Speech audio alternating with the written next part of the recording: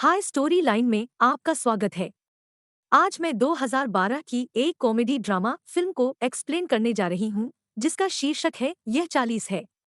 Relax and sit back comfortably. Film पीट और Debbie के साथ उनके शॉवर में शुरू होती है। पीट बताता है कि उसने ले लिया है वियाग्रा आज, इसलिए वह आज इतना ऊर्जावान है। लेकिन डेबी पिघलती नहीं है और बाहर चली जाती है। उसे लगा कि अब पीठ उसे आकर्षक नहीं लगती है, इसलिए उसे लंबे पैरों को पकड़ने के लिए वियाग्रा लेनी पड़ती है। देबी से कहती है कि ऐसा नहीं है और यह उम्र के साथ होता है। जबकि देबी का मानना है कि पीठ का फास्ट फूड और मिठाई खाने से उसका उत्साह किलोमीटर एज। आज देबी का जन्मदिन है और वह 40 साल की है, लेकिन इसके बावजूद वह शायद ही कभी अपनी उम्र बताती है, क्योंकि वह बूढ़ा नहीं होना चाहती है। जल्द ही दूसरी ओर पीठ भी 40 साल का है और उसका जन्मदिन भी इस हफ्ते आने वाला था। उनकी दो बेटियां हैं, सैडी एक किशोरी है और चार्लोट 8 साल की है। बहनें हमेशा उम्र के कारण एक दूसरे से लड़ती हैं। पीट और डेबी शुरू खदान छोटी छोटी बातों पर ध्यान देना और उनकी पसंद काफी अलग होने लगती है। जिस तरह का संगीत डेबी को मनमुटाव पसंद था। अगले दिन डेबी उसकी दुकान पर जाती है। देसी और जोड़ी नाम की दो लड़कियां पार्टनर्स के रूप में काम करती हैं। देबी को पता चलता है कि वह जो स्टॉक बेचती है उसमें से लगभग 12,000 रुपये गायब हैं। वह इसके बारे में जोड़ी से पूछती है, लेकिन जोड़ी बताती है कि उसे कुछ भी नहीं पता है, शायद देसी ने पैसे चुरा लिए हैं। देबी इस पर विश्वास नहीं कर सकती, क्योंकि देसी एक बहुत अच्छी लड़की हुआ करती थी और वह हमेशा काम करती थी। दूसरी ओर ईमानदारी के साथ पीट का एक संगीत स्टोर है, जहां वह पुराने एल्बम बेचता है। लेकिन आजकल पीट का व्यवसाय उतना मदद नहीं कर रहा है। उसने अपने व्यवसाय को बढ़ावा देने के लिए कुछ पुराने रॉक स्टार को बुलाया, लेकिन लोगों को पुराने एल्बमों में कोई दिलचस्पी नहीं है। इस कारण से उनकी योजना बिल्कुल काम नहीं करती है और व्यापार में उसके नुकसान के कारण पीट की ईएमआई भी समय पर नहीं भर पाती है, इसलिए उसे अपना घर भी बेचना पड़ सकता है। पेटी अपने सारे कर्ज के बारे में देबी को नहीं बताता, क्योंकि वह नहीं चाहता था कि देबी को कुछ पता चले। देबी पीट से कहती है कि अब उन्हें एक साथ एक अच्छा और खुशहाल जीवन जीना चाहिए और इस तरह से लड़ना बंद कर देना चाहिए। वे कुछ नियम बनाते हैं, जैसे कि वे रोजाना मेडिटेशन करेंगे और पीट को मीठा खाना छोड़ना होगा। देबी को भी धूम्रपान छोड़ना होगा और दोनों अपनी बेटियों के साथ अधिक समय बिताएं। जी पीट को अपने पिता को पैसे भेजना बंद करना पड़ा, क्योंकि पीट के पिता उन पैसे को शराब पर बर्बाद कर देते हैं। पीट और डेबी दोनों रात में नियमों का पालन करने के लिए सहमत होते। जब वे दुकान के सीसीटीवी की जांच करते हैं, डेबी पीट को बताती है कि 12,000 रुपये गायब है। उसकी दुकान शायद देसी ने पैसे चुरा लिए, लेकिन डेबी सीधे उसे दोष नहीं दे सकती थी। उसकी दुकान को अधिक लाभ मिल रहा था, क्योंकि सीसीटीवी की जांच पर देसी को पता चला कि देसी अक्सर अपने कुछ ग्राहकों के साथ जुड़ती है, क्योंकि देसी को अधिक लाभ मिल रहा था। देबी को इससे कोई समस्या क्यों नहीं है कि अगले दिन पीट अपने पिता से मिलने जाता है। लैरी के 3 और बच्चे हैं। पीट लैरी से कहता है कि वह उन्हें और पैसे नहीं भेज सकता। लैरी ओसी इमोशनली ब्लैकमेल करने, एलजीटीएच और मजबूरी में उसे पैसे देने पड़ते हैं। वो इसे देबी से छुपाता है, क्योंकि वह जानता था कि अगर वह उसे बताता है तो डेबी उससे नाराज हो सकती है। डेबी भी अपने पिता से मिलने जाती है। ओलिवर ने कई साल पहले डेबी की मां को छोड़ दिया था और कुछ दिनों बाद किसी और से शादी कर ली थी। डेबी ने अपनी बेटियों से कहा कि उन्हें अपने घर की लागत कम करनी होगी और ऐसा करने के लिए वह वाईफाई काटने जा रही है। अब कंप्यूटर भी केवल 30 मिनट के लिए चलाए जाएंगे। शेली को यह सुनकर बहुत गुस्सा आया, क्योंकि वह अपना अधिकांश समय कंप्यूटर पर बिताती थी। डेबी और पीट अपनी पेशेवर और इंडिविजुअल प्रॉब्लम के कारण काफी चिढ़ जाती थी, इसलिए वे वीकली एक रिसोर्ट में जाते हैं ताकि उन्हें अपनी टेंशन से थोड़ा ब्रेक मिल सके। जीवन डेबी पीट को बताती है कि वह अपने साथ कुछ नशीला कुकीज लाई थी। वे दोनों उन कुकीज को खाते हैं और नशे में बहुत आनंद लेते हैं। उनके पास उस बार में कुछ समय बिताने के बाद ड्रग्स के गेम भी होते हैं। वे घर वापस आ गए और वही बोरिंग रूटीन लाइफ फिर से शुरू हो गया। एक दिन जोडी ने डेबी से कहा कि देसी ने एक बहुत महंगा कपड़ा खरीदा है और एक कार भी मिली है। शायद उसने दुकान से यह सारा पैसा चुरा लिया है। डेबी को देसी पर शक होने लगा। वह देसी से उसके कपड़ों के बारे में पूछती है। देसी का कहना है कि उसने ये कपड़े घर पर बनाए थे। डेबी देखती है कि देसी के बूब्स बहुत बड़े हैं। उसे लगता है कि देसी कुछ महंगे ऑपरेशन वाले एच, लेकिन देसी ने कहा कि यह सिर्फ नेचुरल ग्रोथ एज। एफआईआर वो अपने दोस्त को उसके घर लाती है और वाईफाई चालू करने की परमिशन मांगती है, लेकिन डेबी मना कर देती है, जो सैडी को नाराज करती है और वह डेबी के साथ बहस करना शुरू कर देती है। इससे नाराज डेबी सैडी के मोबाइल और कंप्यूटर दोनों को छीन लेती है और उसे पता चलता है स्कूल में जोसेफ नाम के एक लड़के ने उसकी फोटो पर नेगेटिव कमेंट्स किए दी।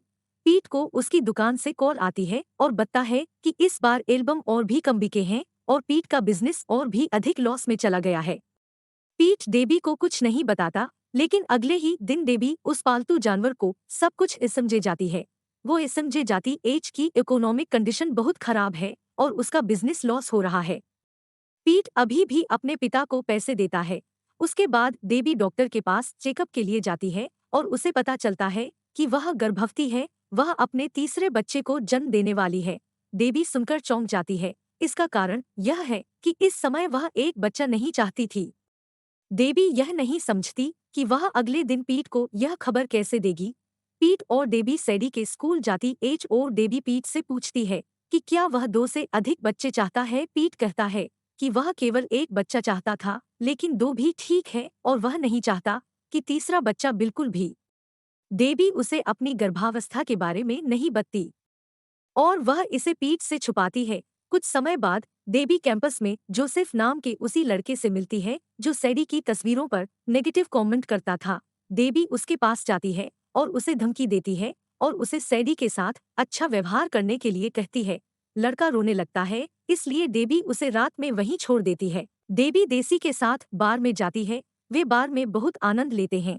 डेबी देसी के बारे में पूछती है चोरी के पैसे के बारे में, लेकिन अचानक एक लड़का आया। डेबी को सिंगल मानता है और पूछता है कि क्या वह हुकअप करना चाहती है। डेबी उसे बताती है कि वह ऐसा नहीं कर सकती। देसी से पूछती है कि क्या वह दुकान में चोरी के बारे में कुछ भी जानती है।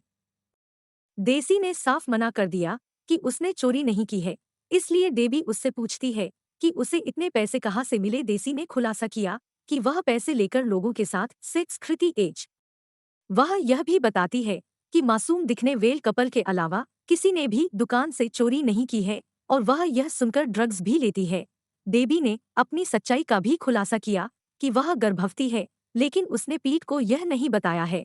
फिर भी देसी उससे कहती है कि आपको उसे बताना चाहिए कि जब आप लोग हुक अप करेंगे तो उसे रात में खुश कर देगा। डेबी पीट के पास जाती है, लेकिन पीट इसको इग्नोर करती है। डेबी को बुरा लगता है और उसे लगने लगता है कि पीट अब उससे प्यार नहीं करता है। पीट पहले से ही अपने बिजनेस के बारे में चिंतित था और डेबी भी उसके साथ बहस करना शुरू कर देता है, जिसके कारण पीट चिढ़ जाता है और अगले दिन फिर से डेबी के साथ झगड़ा करना शुरू कर देता है। अपनी बेटियों को स्कूल छोड़ने जाता है।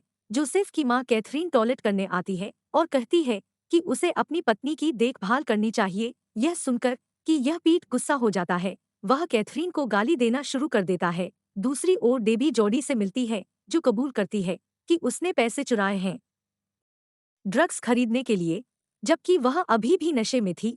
यह जानकर डेबी उसे तुरंत नौकरी से निकाल देती है। बाद में डेबी को प्रिंसिपल का संदेश मिलता है और उसे स्कूल में बुलाया जाता है। वह स्कूल जाती है। कैथरीन उन दोनों को दोषी दोषी ठहराती है कि उन्होंने उसे और उसके बेटे को गाली दी है, लेकिन पीट और डेबी काफी मासूम दिखती है और कहती है कि उसने ऐसा कुछ नहीं किया है। यह सुनकर कैथरीन बहुत निराश हो जाती है। पीट और डेबी के साथ साथ वह प्रिंसिपल को भी गाली देना शुरू कर देती है। यह देखकर प्रिंसिपल कहते हैं कि हाँ, मैं दोषी हूँ और आप सभी निर्दोष हैं, और उन्हें घर भेजती हैं। कुछ दिनों बाद सैडी को पता चलता है कि उसके माता पिता उसके मैसेज की इन्वेस्टिगेशन कर रहे थे और उसने जोसेफ को भी धमकी दी थी, इसलिए वह अगले दिन उनसे बहुत नाराज हो गई।